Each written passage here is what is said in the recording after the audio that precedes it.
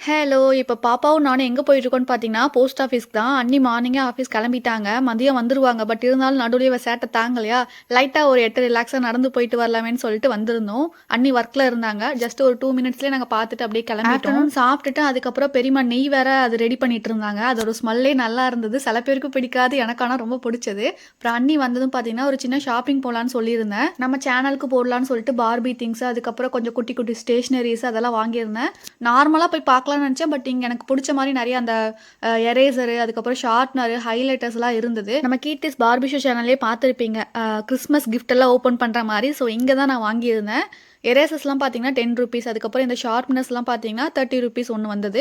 அப்புறம் இந்த கிளாக் மாடலும் ₹30 தான். அப்புறம் பாப்பாக்கு ஷாக்ஸ் எல்லாம் வாங்கிட்டு கொஞ்சம் சாஃப்ட் டாய்ஸ் பார்த்துட்டு இருந்தோம். ஃபைனலா எல்லாம் எடுத்துட்டு பில் போடுறதுக்கு போம்போது பார்த்தீங்கன்னா, அந்த ஸ்டாச்சு வச்சிருந்தாங்க. லைட்டா தட்டி விட்டாங்க. அது லைட் எரிஞ்சுட்டு ஒரு சவுண்ட் கேட்டது. ஹாலோவீன்க்குலாம் யூஸ் பண்ணுவாங்கல்ல, அந்த மாரி இருந்தது. கொஞ்சம் டிஃப்ரெண்ட்டா பார்க்க நல்லா இருந்தது.